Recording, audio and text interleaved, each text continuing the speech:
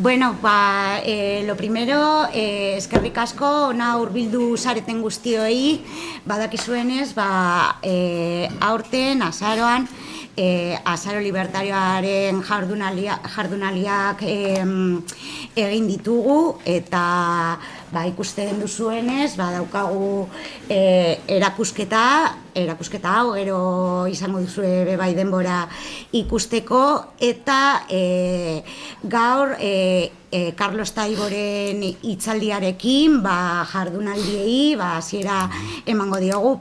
Pozik gaude hemen izateaz, eta bueno, hitzaldi eta erakustaldi honen bidez, nahi duguna, egungo eztabaiden ardatzean, alternatiba eta ikuspegi anarkista egotea, gutxienez saiatzea ikuspegi hori zabaltzen, eta horren inguruan murgiltzen diren ideiak pizka bat sakontzea. Carlos Taibo ia guztiok hemen ezagutzen duzue, baina, idazlea eta Madrilgo Unibertsitateko irakaslea izan da.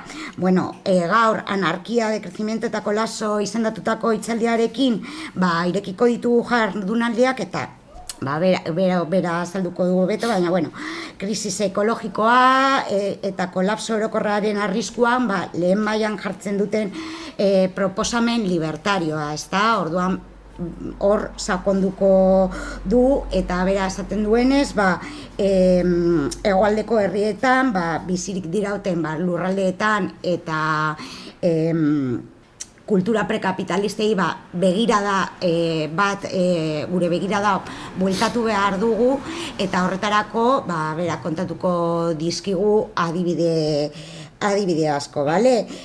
Bera gaztelaniaz eta galegoz argitaratzen ditu bere liburuak, 20 lana baino gehiago ditu argitaratuak, eta, bere ohiko gaiak, geopolitika eta Europako egungo egoera, soziopolitikoa ditu ardatz, bale? Baina, ezagutzen duzu eta bera hobeto azalduko du. Pues muchas gracias a todas y a todos por venir.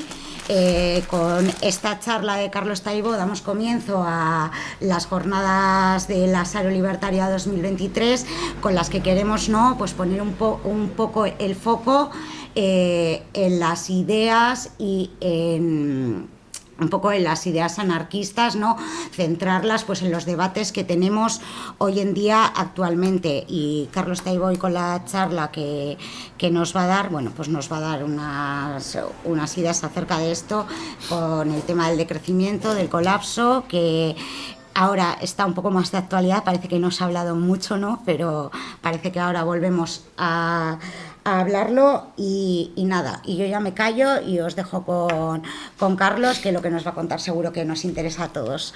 Venga, muchas gracias. Gracias a ti y gracias a los amigos y amigas de la CNT de Baracaldo por invitarme a compartir este rato con vosotras y vosotros. Lo que os voy a proponer en los próximos minutos son 10 reflexiones que toman como eco fundamental la actualidad de las ideas libertarias, en el buen entendido de que las sesgan hacia la discusión que acaba de invocarse de la ecología, del decrecimiento, del colapso, del ecofascismo. ¿Cuál es la primera de esas ideas?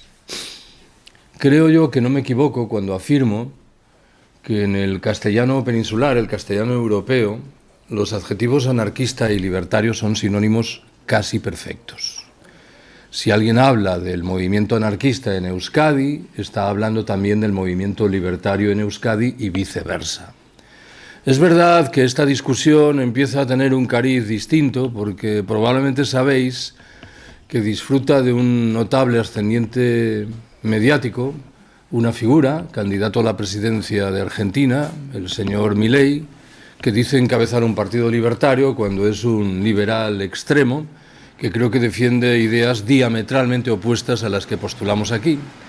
Pero yo creo que sigue siendo cargado de razón la voluntad de preservar el adjetivo libertario. Aunque sé que fuerza un poco la realidad, voy a entender que un anarquista es alguien que ha leído a Bakunin, a Kropotkin y a Malatesta y se adhiere a las ideas que defienden estos autores en materia de autogestión, apoyo mutuo, democracia y acción directa o confederalismo. Me parecen lecturas muy recomendables, pero prefiero acogerme ahora al significado del segundo adjetivo, libertario. Entenderé que un libertario es alguien que, habiendo leído o no a Bakunin, a Kropotkin y a Malatesta, en su vida cotidiana espontáneamente refleja un compromiso activo con la causa del apoyo mutuo, de la autogestión, de la democracia o de la acción directa. En este sentido, me parece que en el momento presente, entre nosotras se registra un visible auge de las prácticas libertarias, no necesariamente acompañado de un auge paralelo de las organizaciones identitariamente anarquistas. Permitidme que intente volcar esto que acabo de contaros en un argumento preciso. Con alguna frecuencia me encuentro con una pregunta, las más de las veces formulada con vocación inquisitorial, que mal que bien dice: esto de las ideas anarquistas o libertarias está muy bien, pero a mí me gustaría saber dónde se han volcado en la práctica de manera consistente y prolongada. Muchos de mis colegas recogen esa pregunta e invocan el nombre, qué sé yo, de la Comuna de París en 1871, de los soviets en Rusia en el primer cuarto del siglo XX, de los consejos obreros en Hungría, en Alemania o en Italia, de las colectivizaciones libertarias durante la Guerra Civil Española o más recientemente del zapatismo y del experimento del confederalismo democrático en Rojava. Creo que no es la respuesta más inteligente. Yo me voy a atrever a sostener provocadoramente que la mayoría de las comunidades humanas, desde tiempo inmemorial y en los 5 continentes, se han organizado conforme a patrones de autogestión y de apoyo mutuo, de tal suerte que lo que es excepcional en la historia del planeta es la lógica del Estado y del capital. Me gustaría agregar el nombre de la sociedad patriarcal, pero infelizmente esto discurre por un camino diferente. ¿Cuál es la segunda de mis observaciones? En el meollo de la propuesta anarquista libertaria hay una crítica de la pseudodemocracia liberal. ¿Cómo podría resumir pedagógicamente el contenido de esa crítica? Diré, en primer lugar, que esa forma de pseudodemocracia se asienta en un escenario lastrado por lacerantes desigualdades. Obedece, en el fondo, al propósito de ratificar esas desigualdades. Señalaré, en segundo término, que en su trastienda operan formidables corporaciones económico-financieras que son las que dictan la mayoría de las reglas del juego en las materias importantes. Agregaré que bebe de mayorías artificiales que son el producto de una distorsión dramática de las querencias de la población. Y subrayaré, en fin, que cuando las cosas vienen mal dadas, esa forma de pseudodemocracia no duda en hacer uso de la fuerza a través de la represión que conocemos en nuestras calles o en nuestras plazas, o a través de golpes de Estado asestados en países del sur que tienen la mala fortuna de disponer de materias primas muy jugosas. Esta crítica de la democracia liberal tiene consecuencias en muchos ámbitos importantes. Me vais a permitir que recupere 2. El primero remite a la eterna discusión relativa a las elecciones. He dicho muchas veces que, a mi entender, en el mundo libertario esto se ha afrontado en términos argumentales mal. ¿Por qué? Porque muchos amigos o colegas, cuando llegan unas elecciones, se limitan a sugerir la conveniencia de no votar. Creo que es importante explicar por qué pedimos que la gente no vote. Y al respecto, lo vital es defender un proyecto de carácter autogestionario. Lo que ocurre es que nuestros proyectos autogestionarios son infelizmente tan débiles que el argumento queda muchas veces un poco flojo. Las cosas como fueren, creo que hay dentro del propio mundo libertario 3 percepciones distintas en lo que hace a lo que corresponde hacer en relación con las elecciones. La primera, y sin duda la mayoritaria, defiende lo que se suele llamar la abstención activa. Una abstención que explica, pese a lo que acabo de sugerir, por qué se pide que la gente se abstenga. La segunda considera que la abstención activa es en realidad una forma indirecta de participar en las elecciones porque supone otorgar a estas un relieve que no les corresponde. Creo que hay una tercera y última percepción que quedó bien reflejada en un artículo publicado hace más de un siglo por quien pasa por ser el principal teórico del anarquismo español, un vigués llamado Ricardo Mella. En ese artículo yo interpreto que Mella decía: si queréis acudir a votar, hacedlo. Si queréis absteneros, hacedlo también. A mí lo que me importa saber es lo que hacéis los 364 días restantes del año. Recomendación, creo que, de singular sagacidad en un momento como el presente, lastrado por una lamentable desmovilización popular. La otra gran discusión vinculada con la democracia liberal que me interesa recuperar es la relativa a la República. Hablo ahora de la discusión española al respecto. Todos los meses de agosto, supongo que en ausencia de noticias, es frecuente que los canales de televisión emitan una noticia que da cuenta del enésimo aniversario de la liberación de París por las fuerzas del general Leclerc en 1944 y que agreguen que entre esas fuerzas, de manera muy consistente, había una unidad, la 9, formada, dicen, por republicanos españoles. Consta que la mayoría de los integrantes de esa unidad eran anarquistas y anarcosindicalistas. Luego no eran republicanos. Permitidme que subraye esto con claridad. Dígase que eran antifascistas y el argumento quedará salvado, pero republicanos no eran. Creo que en el marco de la izquierda que vive en las instituciones hay una visible idealización de lo que supuso la Segunda República. Yo entiendo que, claro, lo que vino después de la Segunda República fue mucho peor, pero en cualquier caso uno no puede olvidar que la Segunda República alentó retóricamente una reforma agraria que nunca llevó a la práctica. Estableció normas laborales claramente encaminadas a castigar al anarcosindicalismo. Promovió leyes represoras como, por ejemplo, la ley de vagos y maleantes, que tendamos a pensar que fue el producto del franquismo, pero que viene de la Segunda República.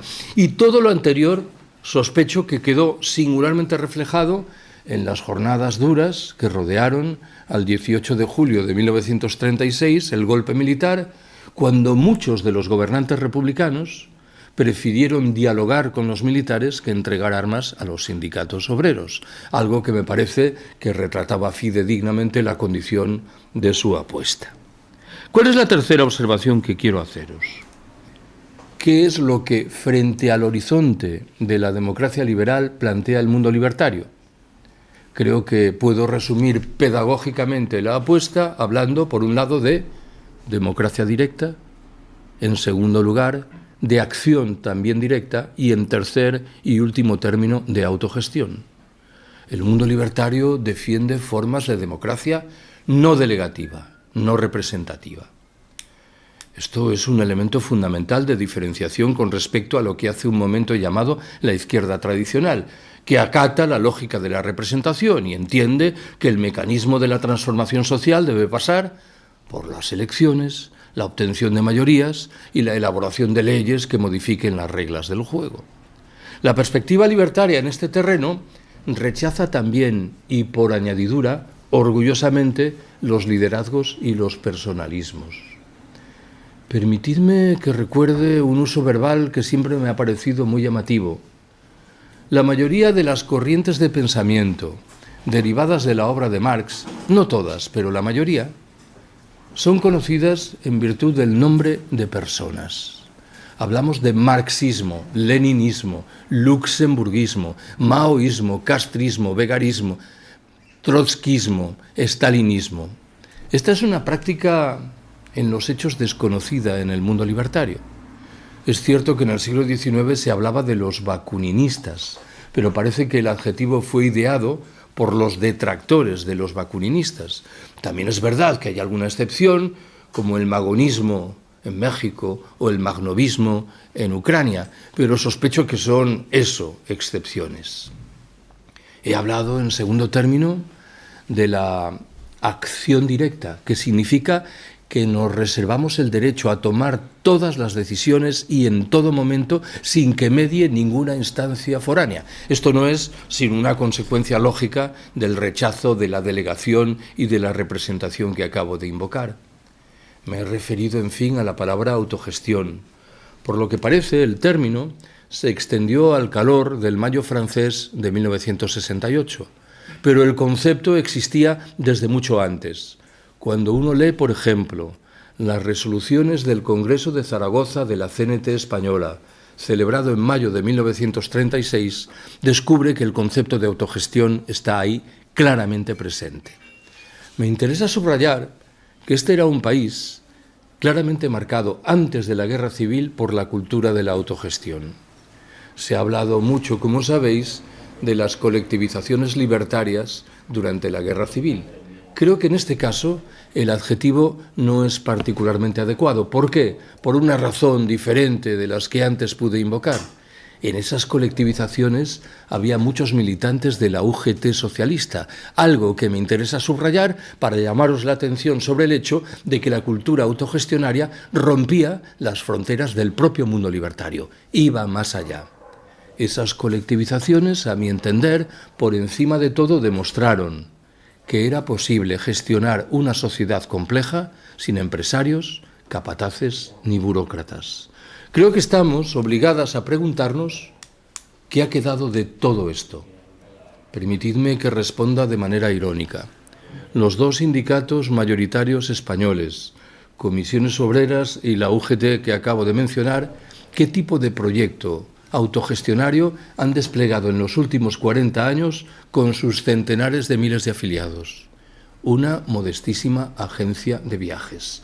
Mucho me temo que esto retrata fidedignamente la condición de la deriva del grueso del movimiento obrero español, aunque, y tiro piedras sobre mi propio tejado, también estaríamos en la obligación de preguntarnos por las instancias autogestionarias creadas por el propio sindicalismo libertario, que me temo que son infelizmente mucho más frágiles de lo que a tantas nos gustaría. ¿Cuál es la cuarta de las observaciones que quiero haceros? Creo que en el mundo anarquista libertario hay muchas reflexiones sobre la institución Estado que reclaman sortear dos grandes retos. El primero asume la forma de una obsesión tal con la institución Estado que perdemos un poco el rumbo en lo que respecta a su significado. ¿A qué me refiero? Por una vez me voy a acoger a una idea muy grata a Karl Marx, la que señala que el Estado es un aparato al servicio de la clase dominante. Y en efecto lo es. Tenemos entonces que preguntarnos cuál es la clase dominante y cuáles son las otras herramientas a su servicio o cuáles son los objetivos fundamentales de su acción. Y en este caso tendremos la obligación de responder que lo que hay por detrás son los intereses del capital en sus diferentes formas. Esto significa que si uno está obsesionado con la institución Estado y pierde el rumbo en lo que respecta a lo que hay fuera de la institución Estado, puede equivocarse en el diagnóstico y en las formas de acción. Me interesa más, mucho más, sin embargo, el otro reto, que asume la forma de la necesidad de contestar una formidable superstición, la que entiende que el Estado es, en esencia, una institución que nos protege. La principal manifestación de este mito no es otra que la que aportan los llamados estados del bienestar. No sé si habéis reflexionado alguna vez sobre esta curiosísima expresión, que embellece gratuitamente la realidad correspondiente, que es lo que desde mi punto de vista conviene señalar desde una perspectiva anarquista y libertaria en relación con los estados del bienestar. Primero, son formas de organización económica y social características del capitalismo y por completo desconocidas fuera de éste. Segundo, dificultan hasta extremos inimaginables la práctica de la autogestión desde abajo. Tercero, beben de la filosofía mortecina de la socialdemocracia y del sindicalismo de pacto. Cuarto, no han venido a liberar, como anunciaban, a tantas mujeres que son hoy víctimas de una doble o de una triple explotación. Quinto, no exhiben ninguna condición ecológica solvente, víctimas como son del hechizo, del crecimiento, de la acumulación en todas sus manifestaciones. Sexto y último, tampoco muestran ninguna actitud solidaria con los habitantes castigados, preteridos, explotados de los países del sur. Mucho me temo que en estas condiciones no nos queda más remedio que plantar cara a la mitología que rodea a los estados del bienestar. ¿Cuál es la quinta de mis apreciaciones? La propuesta libertaria y anarquista tiene que ser por definición anticapitalista. Permitidme que subraye que creo que lo he dicho bien.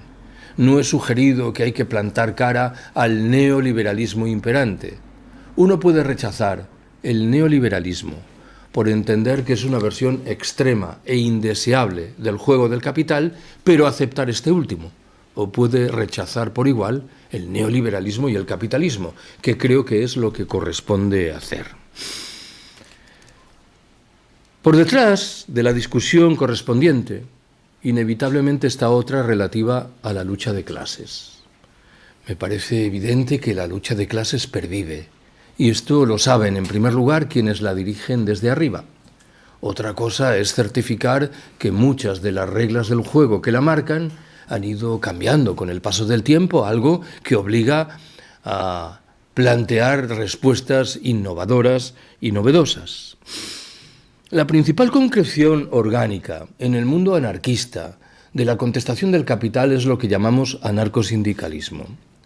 Siempre que digo esto de la principal concreción orgánica, permitidme este inciso, me viene a la cabeza la imagen de este otrora ministro del Interior con Rajoy, llamado Jorge Fernández Díez, a quien recordaréis. En una rueda de prensa, cuando era ministro del Interior, afirmó que había sido desactivado un grupo anarquista sorprendentemente bien organizado. A este señor habría que regalarle un manual de historia de la teoría política. Los anarquistas no están comúnmente contra la organización, están contra las formas coactivas, coercitivas, autoritarias, jerárquicas de organización, lo que no es lo mismo. He sostenido muchas veces que, a mi entender, un sindicato libertario es tanto más interesante cuanto más capaz se muestra de romper las fronteras marcadas por un sindicalismo indeleblemente vinculado con la lógica del salario y del empleo. Esta tarea, de cualquier modo, no siempre es sencillo. También he señalado a menudo que un trabajador o una trabajadora, más aún un sindicalista, tiene que hacerse tres preguntas principales. La primera es la relativa a ¿para quién trabajamos? Esta era la pregunta mayor que se hacían los sindicalistas de la CNT y de la UGT antes de la Guerra Civil, cuando su propósito fundamental era dejar atrás la lógica del capital. Hoy pareciera como si los sindicatos mayoritarios en España interpretasen que el capital es el aire en el que inexorablemente tenemos que movernos. La segunda pregunta se refiere a cómo trabajamos. Desgraciadamente, las palabras alienación y explotación han desaparecido del lenguaje de esos sindicatos mayoritarios que acabo de mencionar cuando marcan y poderosamente nuestra vida cotidiana dentro y fuera de los centros de trabajo. La tercera y última pregunta plantea ¿qué es lo que hacemos? ¿Qué bienes producimos? ¿Qué servicios dispensamos? No vaya a ser que lo que hacemos ahora ponga en un brete, por ejemplo, los derechos de los integrantes de las generaciones venideras. Hay un concepto que nuestros abuelos y abuelas, anarquistas y anarcosindicalistas, manejaron con profusión y que es verdad que con el paso del tiempo pasó a exhibir muchos significados diferentes, algunos de ellos un poco abstrusos. Me refiero a eso de la propaganda por el hecho. ¿Qué es lo que yo interpreto nos estaban diciendo? Nos estaban diciendo, está bien organizar actos como este, publicar libros y revistas, convocar manifestaciones y concentraciones. Pero lo más interesante que podemos hacer es intentar llevar a la práctica de la realidad económica y social las ideas que mantenemos en la cabeza. Demostrar que es posible hacer las cosas de manera diferente. Tenéis ahí alguna copia de un libro que acabo de publicar, que es una antología de un pensador anarquista alemán llamado Gustav Landauer, asesinado en 1919 al calor de la llamada República de los Consejos en Múnich. Landauer era por antonomasia un defensor de la necesidad de crear una sociedad paralela que acabase por convertir al Estado en una instancia inútil y prescindible. Creo que eso es lo que merece la pena interpretar, que está por detrás de este concepto de la propaganda por el hecho. En los últimos tiempos he llamado la atención sobre cómo el sistema que padecemos muestra una habilidad ingente a la hora de conseguir que no hagamos las preguntas importantes. Las fuerzas políticas emergentes entre nosotras, y algunas de las que no lo son tanto, plantean discusiones interesantes en lo que se refiere a la condición del régimen en el que estamos insertas, pero sospecho que poco o nada nos dicen sobre la naturaleza del sistema que está por detrás de ese régimen. ¿En qué estoy pensando cuando hablo del régimen? En el bipartidismo, en la corrupción, en los problemas en materia de división de poderes, en la propia discusión española sobre la república y la monarquía. ¿En qué estoy pensando, en cambio, cuando me refiero al sistema? En todo aquello de lo que no hablan los tertulianos de las radios y de las televisiones.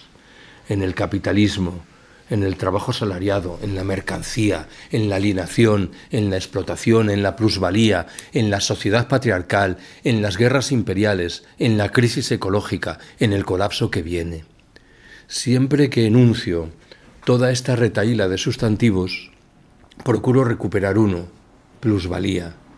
No estoy pensando ahora, como podéis intuir, en ese impuesto que hay que pagar cuando se produce la compraventa de una vivienda. Estoy pensando, antes bien, en el concepto de plusvalía desgranado por Marx en el primer libro del Capital, cuando estudia cómo los empresarios explotan a la mano de obra y obtienen el beneficio. Muchas veces he señalado que hace media docena de años corrió por las redes sociales una frase redonda que creo daba en el clavo. La frase más o menos decía: tú que estás tan preocupado, tan inquieto, tan indignado con la corrupción, ya verás cómo vas a flipar el día en que te enteres de lo que es la plusvalía. Lo de la corrupción es un fenómeno inquietante, sistémico, pero lo de la plusvalía remite a la explotación cotidiana, los 365 días del año de miles de millones de seres humanos. ¿Cuánto tiempo asignamos a discutir sobre la corrupción y cuánto destinamos, en cambio, a hacerlo sobre la plusvalía? Me temo que el panorama no puede ser más desolador. Voy a por la sexta de mis observaciones. Sabéis a buen seguro que en el mundo libertario se han hecho valer divisiones, escuelas diferentes. En el siglo XIX se hablaba de anarcoindividualistas, anarcomutualistas, anarcocolectivistas o anarcocomunistas. En el XIX emergieron el anarcosindicalismo y más adelante el anarcofeminismo. Ahí están el plataformismo o el especificismo.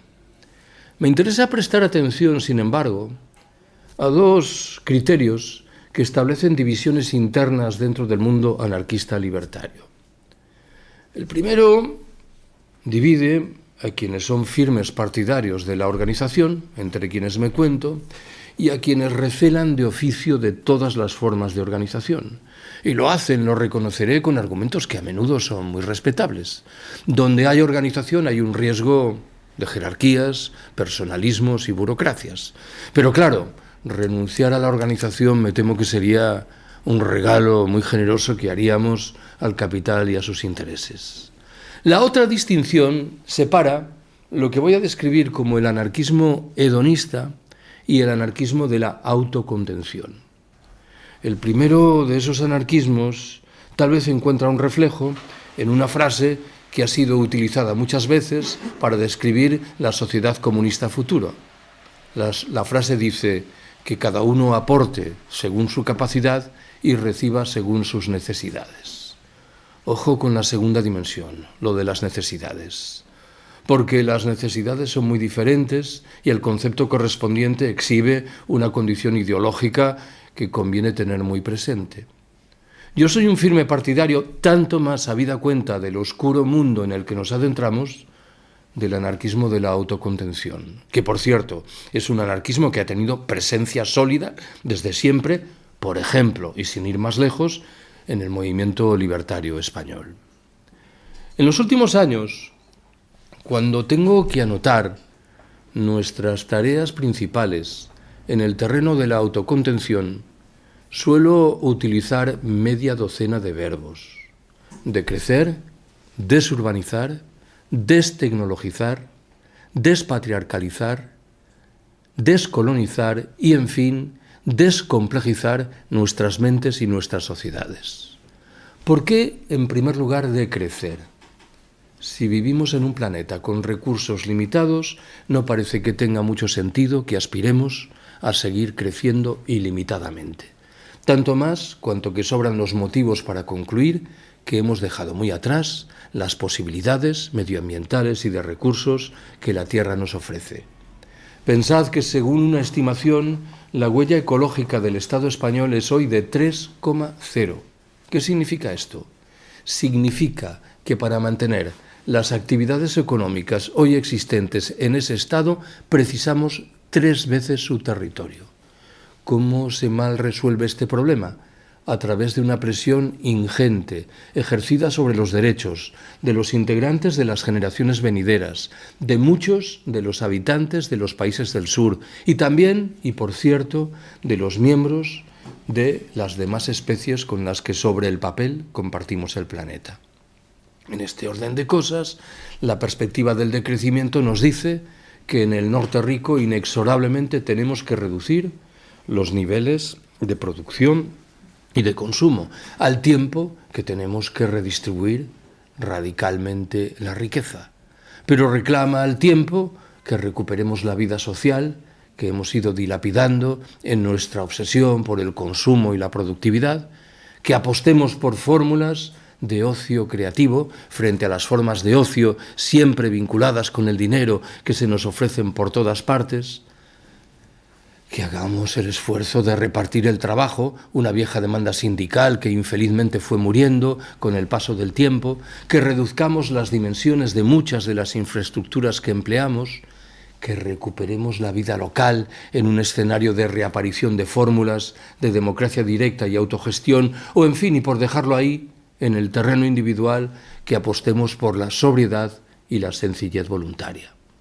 Más fácil es explicar el segundo verbo, desurbanizar, o si quiero retratar la cuestión desde el otro lado del espejo, re-ruralizar nuestras sociedades. No descubro nada cuando recuerdo que muchos de nuestros abuelos o abuelas abandonaron el mundo rural para pasar a vivir en las ciudades en las que entendían legítimamente que el escenario era más llevadero.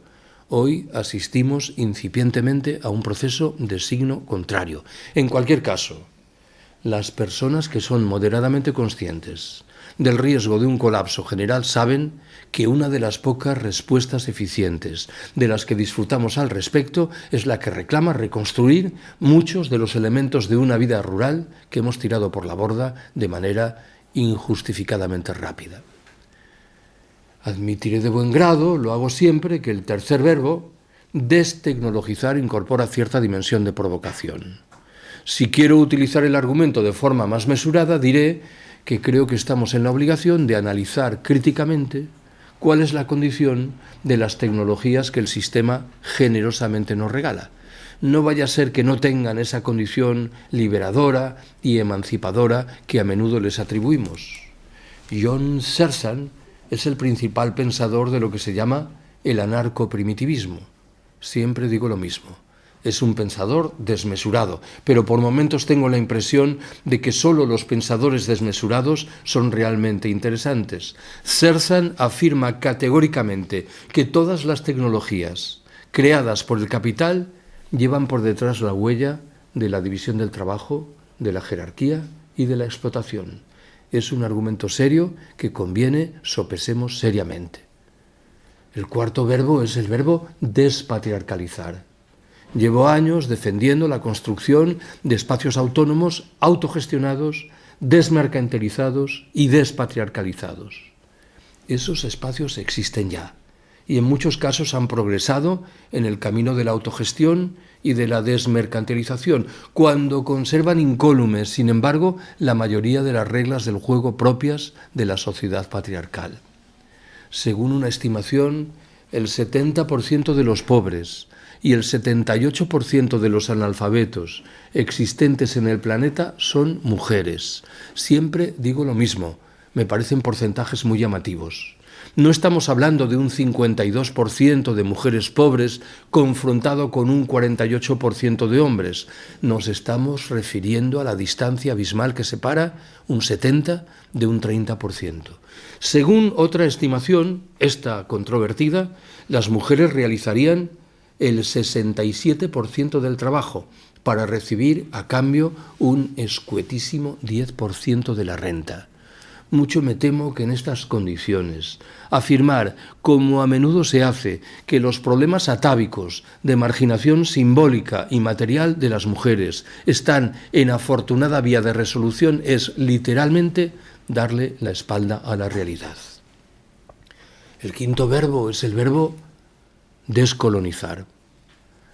No he traído hoy ningún libro, ningún ejemplar de una obra que publiqué hace unos años, pero creo que hay alguno en la entrada. Un libro titulado, en efecto, Anarquistas de ultramar.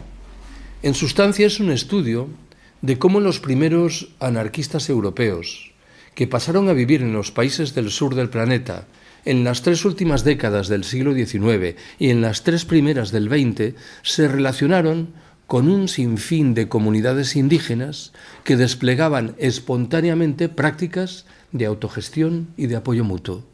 Esa relación fue muy compleja. En algunos casos produjo retoños interesantes. Tal sucedió, por ejemplo, en México, en Bolivia o en Perú. Pero en la mayoría de los escenarios la relación o bien fue nula o bien fue conflictiva. Voy a partir de la intuición, que es mía, de que el anarquismo configura, de todos los hijos de la Ilustración europea, aquel que mejor preparado estaba para afrontar el encuentro, el choque colonial. Si el propio anarquismo medio naufragó en la tarea, ¿qué es lo que no habrá que decir de los otros hijos de la Ilustración? Las cosas como fueren, me parece que estamos en la obligación de reconocer el derecho de autodeterminación de los pueblos originarios, de restituir los recursos que en su momento les fueron sustraídos y de aprender de muchas de sus prácticas cotidianas en lo que hace, por ejemplo, y singularmente, a la preservación de una relación fluida y respetuosa con el medio natural. Últimamente pongo un énfasis singular en el sexto y último verbo, el verbo descomplejizar.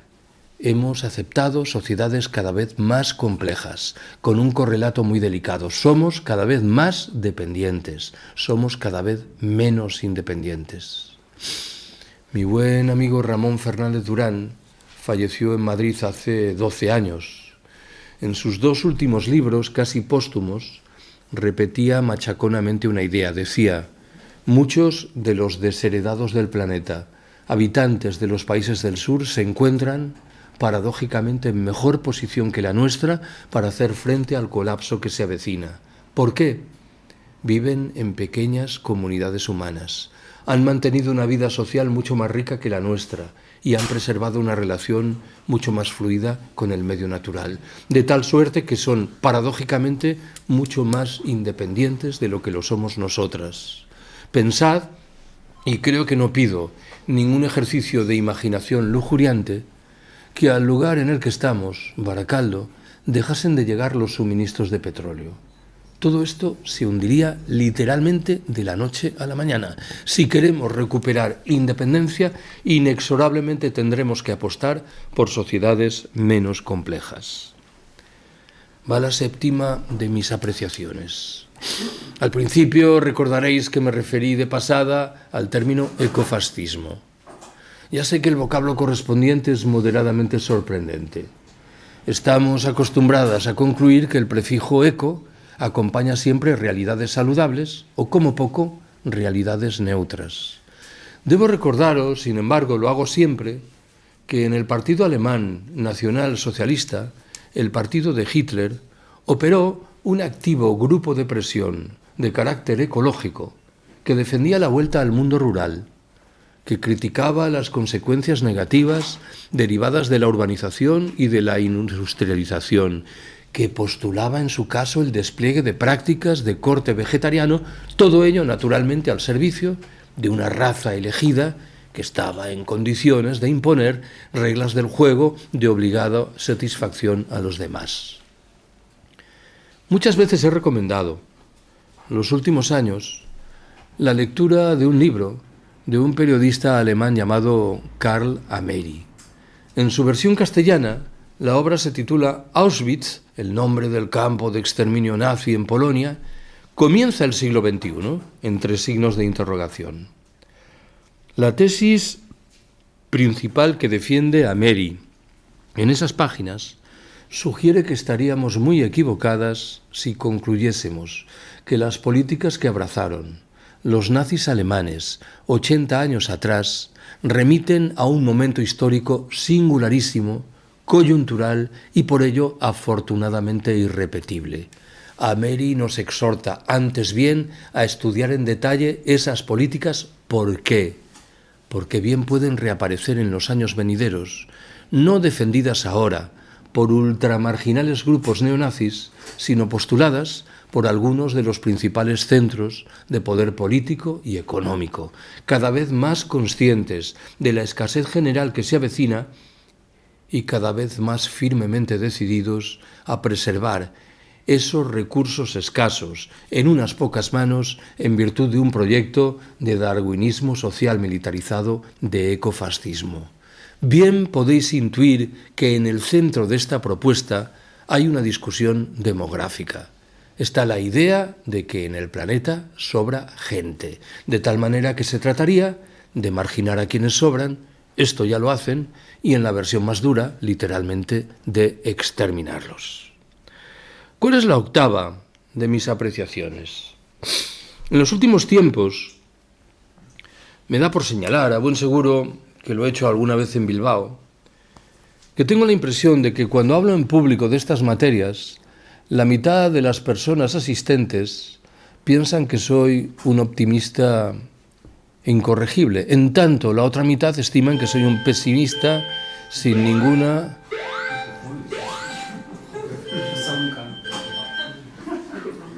Piensan que soy un pesimista sin posibilidad de salvación.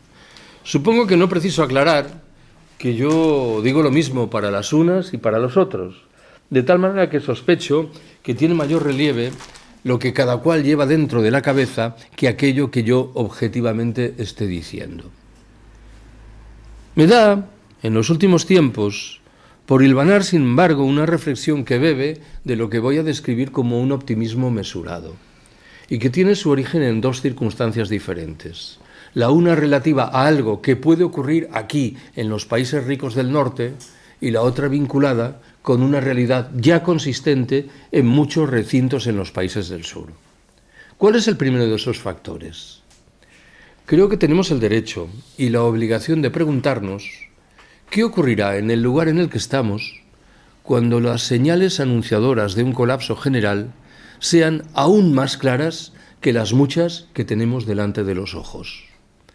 ¿Por qué habríamos de rechazar el horizonte de que una parte significada de la población de nuestras sociedades abrace respuestas de carácter colectivo asentadas en el apoyo mutuo solidario? ¿Qué es lo que me ronda en la cabeza cuando anuncio este argumento? He sostenido muchas veces que hemos prestado poca atención a esos grupos de apoyo mutuo que germinaron en los momentos iniciales de los confinamientos hace casi 4 años. ¿Por qué me interesan? Por 3 razones diferentes. La primera es la menos relevante. Tiene un carácter, si así lo queréis, lingüístico, filológico. Me refiero al hecho de que llamativamente muchos de esos grupos decidieron autodescribirse como grupos de eso, de apoyo mutuo. Es el término que da título a un libro maravilloso de Kropotkin en el que este último demuestra empíricamente que hay muy numerosos y muy consistentes ejemplos de especies animales que progresan a través de la cooperación y de la solidaridad, y no de resultas de la competición más feroz. La segunda razón es más sólida. Hasta donde llega mi conocimiento, que admito que es limitado, en la mayoría de los casos esos grupos fueron perfilados por la gente común, y no por activistas hiperconscientes de movimientos sociales críticos. Era la gente de a pie honestamente preocupada por los problemas que acosaban a sus vecinos o vecinas. La tercera y última razón me obliga a identificar una obviedad. En esos grupos había una franca preeminencia de mujeres. Cuando lo que está de por medio es el mantenimiento de la vida, las mujeres están o suelen estar un paso por delante. Esto que acabo de contaros creo que merece ser completado con una recomendación encarecida de lectura.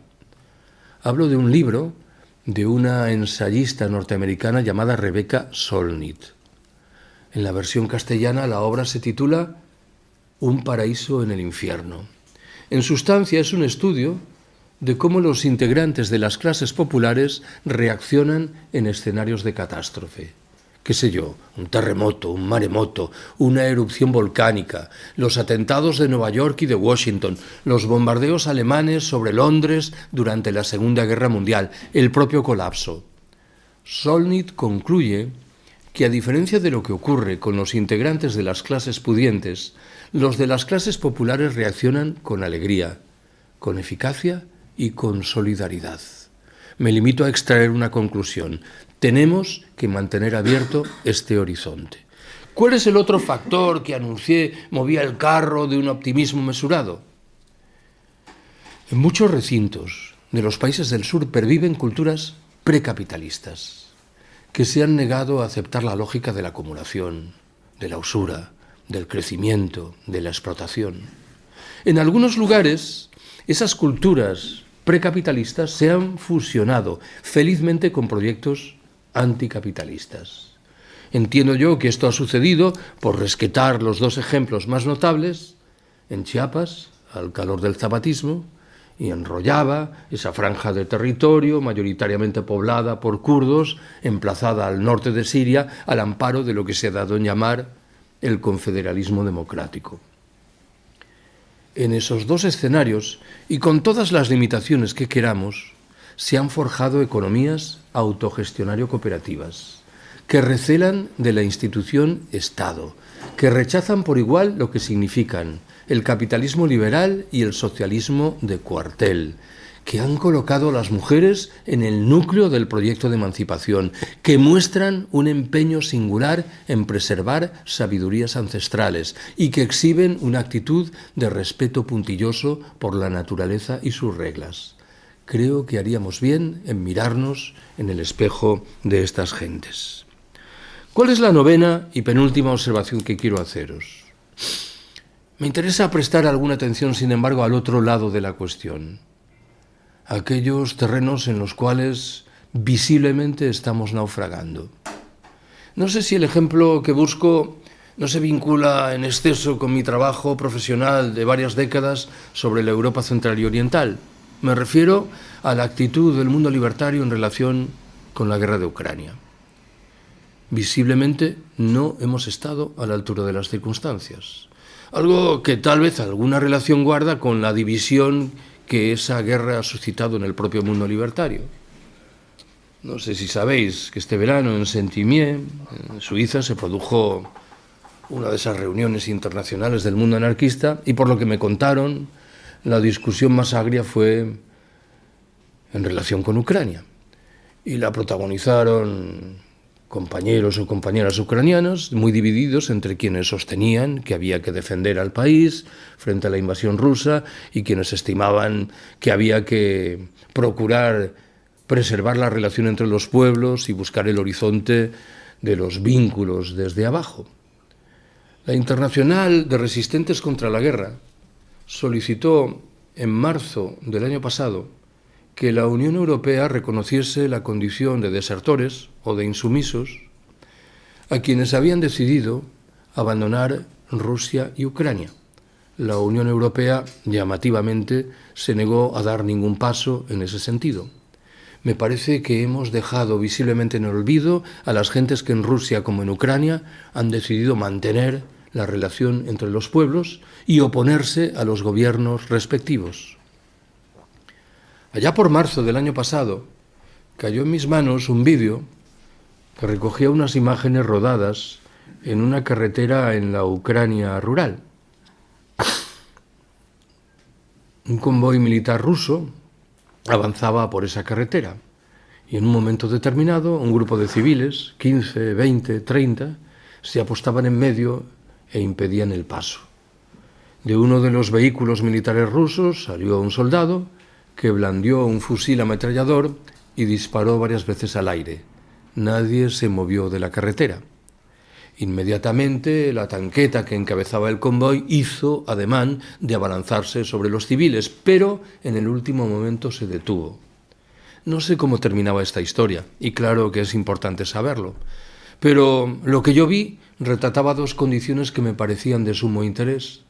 En primer lugar, en Ucrania había gente que ejercía la desobediencia civil y rechazaba la lógica de las armas. Y en segundo lugar, al menos en aquel momento los soldados rusos se comportaban como seres humanos y pensaban lo que pensaría cualquier persona decente. Vamos a pasar por encima de los cuerpos de estos civiles. En mayo del año pasado presenté un libro sobre Ucrania en Can Batlló, en Barcelona, y recuerdo vivamente que en el debate tomó la palabra un joven ruso, que para variar se llamaba, claro, Vladimir, y que se presentó como opositor a Putin, y me preguntó qué es lo que yo entendía que debía hacer la oposición a Putin. Yo le respondí, claro, que no sé muy bien qué es lo que debemos hacer nosotros aquí, de tal suerte que difícilmente podría darle ningún consejo sensato sobre lo que pueden hacer en Moscú o en San Petersburgo. Pero me salió del fondo del alma, a mitad de camino entre la ironía y el argumento serio. Le dije, lo que tenéis que hacer es ocupar las fábricas y crear soviets, como en 1905 y 1917. Pero claro, esto es también lo que tendríamos que hacer nosotras aquí. Voy a por la 10ª y última de las observaciones. Estoy obligado a formular una pregunta insorteable. ¿Vamos a conseguir esquivar el colapso? En mi intuición, subrayo que se trata de una intuición, la respuesta es no. Lo que está a nuestro alcance es mitigar algunas de las consecuencias más negativas del fenómeno y, en su caso, postergar un poco en el tiempo su manifestación. Debo confesaros que este segundo horizonte, lo de postergar esa manifestación en el tiempo, no acaba de convencerme. ¿Qué me rumia en la cabeza cuando enuncio este argumento? Hay un libro de un autor norteamericano, John Michael Greer, un libro con título de intención humorística, que en una imaginable traducción al castellano probablemente rezaría: colapse ahora y evite aglomeraciones. La tesis principal de Greer viene a decir: si inexorablemente vamos a colapsar, ¿no será lo más inteligente que empecemos a construir ya los rasgos propios de la sociedad postcolapsista, ahora que el cambio climático todavía no ha hecho sentir sus consecuencias más negativas, ahora que todavía contamos con materias primas en cantidades importantes?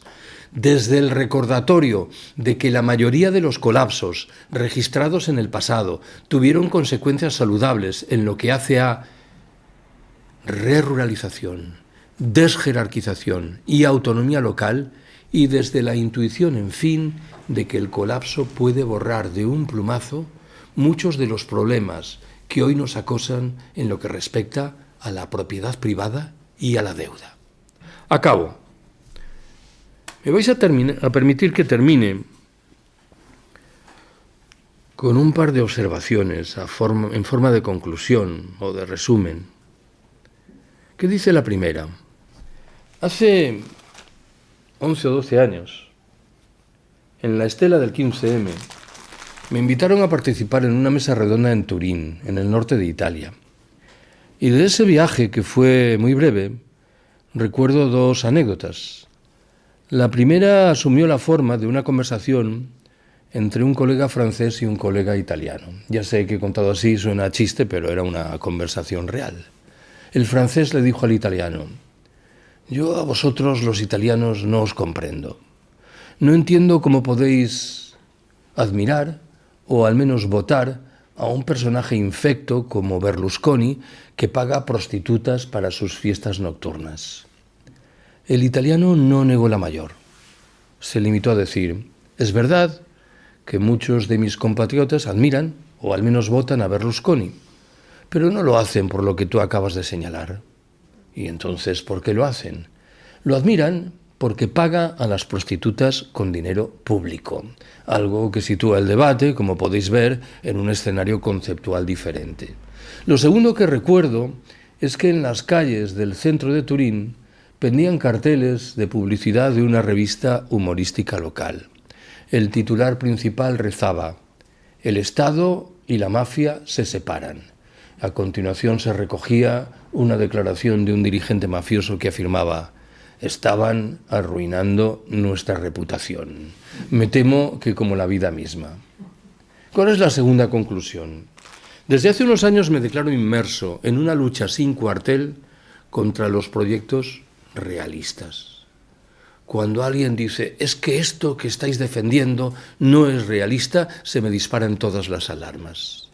No conozco ninguna concreción mejor entre las próximas del realismo que la transición política española, materializada en dos grandes partidos que se han turnado en el gobierno y en sustancia han hecho lo mismo, en dos cúpulas sindicales que infelizmente no se oponen a nada, y en una plétora de medios de incomunicación que repiten, monocordes, las mismas monsergas y manipulaciones.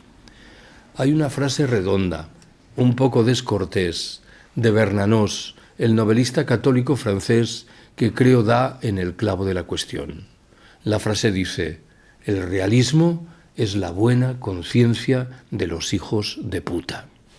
Invocan la realidad como si viniese dada por la naturaleza, cuando con toda evidencia esa realidad que invocan es la que ellos mismos han perfilado en descarado provecho de sus intereses más ruines y mezquinos. En estas condiciones me temo que no nos queda más remedio que ser orgullosamente no realistas. Gracias por haberme escuchado.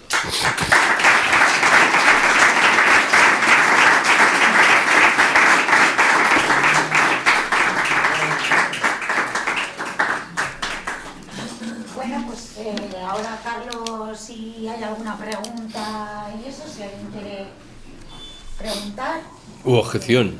o comentar algo, que levante la mano. A ver. ¿ah? Sí, bueno, si hay alguna otra persona, vamos, no me gusta aquí. Bueno, hay una cosa que siempre me llama la atención en cualquier tema social o cultural o sindical. Bueno, esto ya lo solventaremos cuando llegue la revolución, cuando llegue el cambio. Y claro, muchas veces en sucesos históricos se llega al cambio y como no se ha ejercitado, no se han hecho experiencias piloto, no se han hecho cooperativismo, etcétera, pues muchas veces se ha repetido o se ha hecho igual a lo que se criticaba. Entonces yo pienso, a ver lo que opinas, que estamos abocados en diferentes aspectos de la vida a hacer experiencias piloto entre progresistas, en hacer cooperativas para demostrar pues cómo se funciona a nivel relaciones humanas, a relaciones productivas, a cómo se gestiona ese medio rural o ese medio industrial. De alguna manera yo pienso de que no tenemos que esperar a la revolución. Yo creo que tenemos que hacer las experiencias prácticas y analizar y decir, pues estamos equivocados, esto hay que cambiar, esto hay que actualizar. No sé, hacer un poco un método científico en el tema social. Eso yo es lo que opino.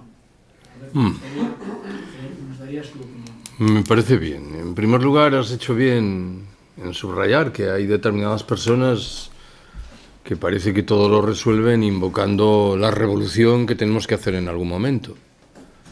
Recuerdo que hace años, en un acto público, en un espacio ocupado en Madrid, intervino un chaval muy airado y dijo que nos dejásemos de zarandajas, que lo que había que hacer era la revolución. Y yo le pedí que se sentase a mi lado y que explicase con quién y cómo estaba él haciendo la revolución, y dijo que tenía mucha prisa, porque, claro, todos estamos de acuerdo en que hay que hacer la revolución, pero tendremos que explicar algo más qué significa eso. Y yo entiendo que la mejor forma de hacer la revolución es la que tú sugieres. Es la que se deriva de los escritos de Landauer, construir una sociedad paralela.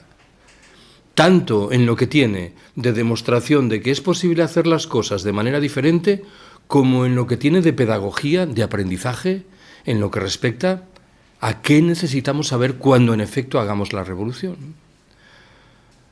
Hay un trecho de una canción de un autor portugués, Sergio Godinho, que creo que retrata bien este problema. Dice algo así como: sentado en espera de la revolución, la silla no es tuya, es del patrón. Bueno, pues tendremos que corregir este elemento. Creo que nuestros abuelos y abuelas anarquistas y anarcosindicalistas lo sabían, y por eso intentaron perfilar en condiciones infames una genuina sociedad paralela. Hablamos de la CNT, pero no era solo la CNT, era un sinfín de granjas, de ateneos libertarios, de bibliotecas, de talleres, que intentaban perfilar con todas las limitaciones que queramos el mundo distinto que querían construir. Y esto me parece que es un reclamo legítimo. Por lo demás, tampoco me parece que haya que despreciar las pequeñas iniciativas. Hace años, en un libro sobre los movimientos antiglobalización, decidí que la frase que lo encabezaba fuera un trecho extraído de Los viajes de Gulliver de Jonathan Swift. El trecho recogía el momento en el que el personaje, que entonces era el gigante, estaba dormido, tendido en la arena de una playa. Los enanos de Lilliput se acercaron al cuerpo y decidieron atarlo al suelo con un sinfín de pequeñísimas ligaduras. Sabían perfectamente que cada una de esas ligaduras por separado no servía para nada, pero la multiplicación del número de ligaduras acabó por inmovilizar al gigante. Creo que esta es de nuevo una metáfora interesante en lo que respecta a las tareas que nos corresponde acometer, y esto sin rechazar el horizonte de una revolución final. Esto no niega lo otro. Lo que ocurre es que si ponemos la revolución por delante del carro de todo lo demás, me temo que acabaremos por estrellarnos como se han estrellado muchas de las revoluciones clásicas, y en singular el ejemplo que me viene a la cabeza es el de la revolución bolchevique. Claro, tú invocas un proletariado inexistente para construir una sociedad socialista en un país como lo que al tiempo se llamó la Unión Soviética. Y te dedicas, por cierto, en paralelo a machacar a una clase que consideras que es atrasada, como es el campesinado. Esto no podía conducir a otro escenario que al propio de una catástrofe, claro. ¿Alguien más? ¿No? Bueno, pues aquí tenéis que Carlos nos ha traído los libritos, ahora podéis pasar... Si me aligeráis el viaje de vuelta a Madrid, estaré muy agradecido.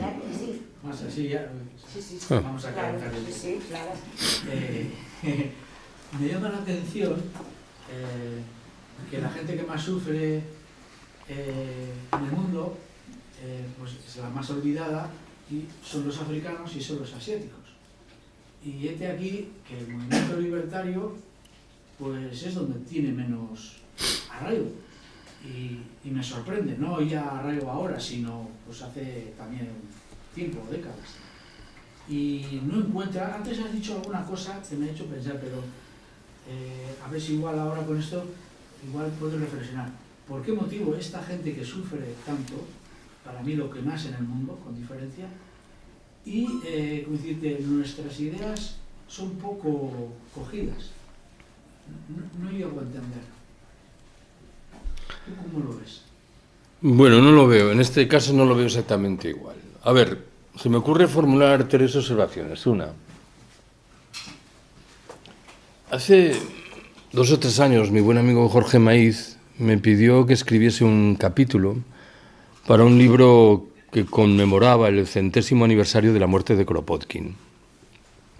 Y yo decidí escribir un capítulo relativo a una materia que creo poco trabajada. Me refiero a lo que voy a llamar el canon anarquista.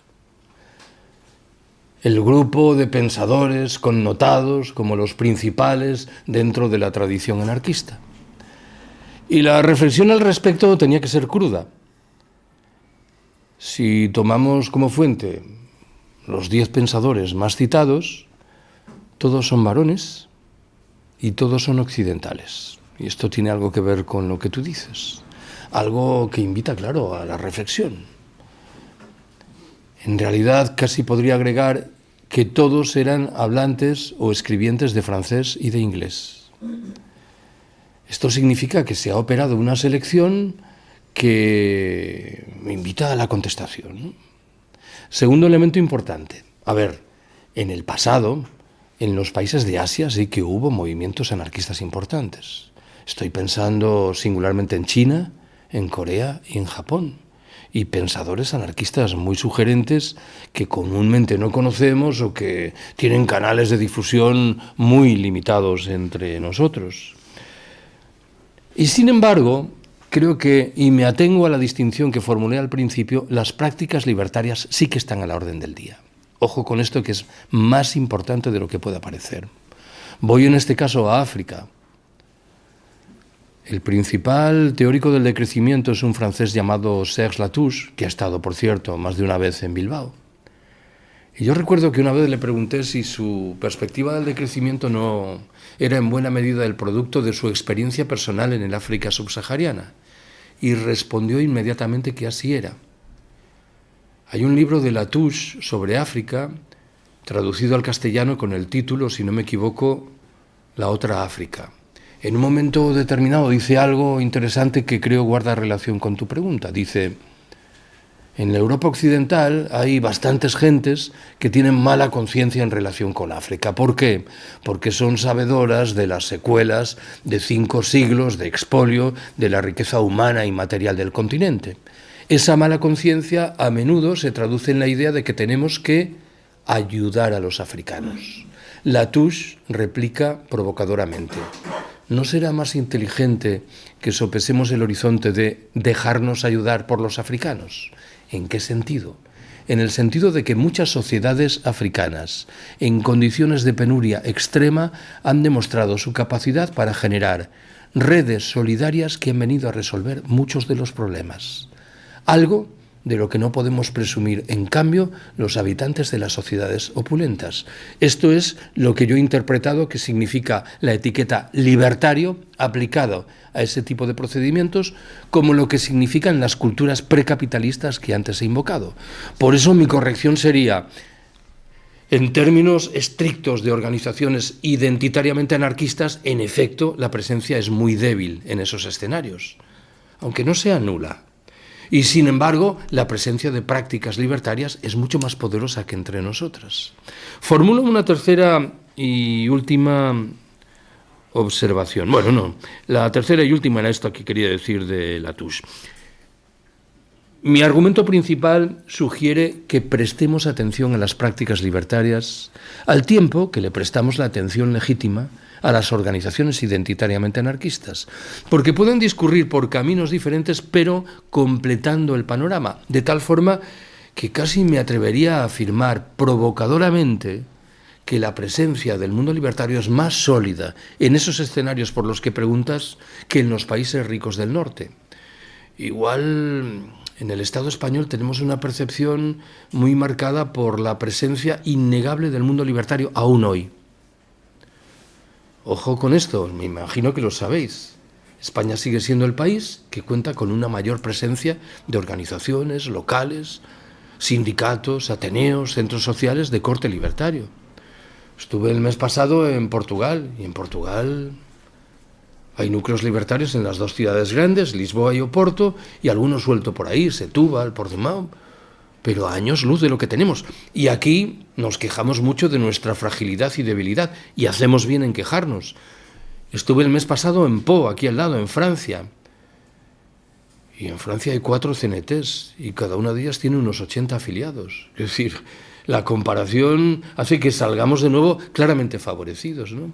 pero en general la presencia de organizaciones anarquistas es débil y, sin embargo, la presencia de movimientos libertarios o libertarizantes muy poderosa, también en el norte. Os sugiero que prestéis atención a este movimiento que ha surgido en los 2 últimos años en Francia, le Soulèvement de la Terre, los levantamientos de la tierra, que es un movimiento que, de nuevo, yo interpreto tiene un corte fundamentalmente libertario, aunque no sea identitariamente anarquista.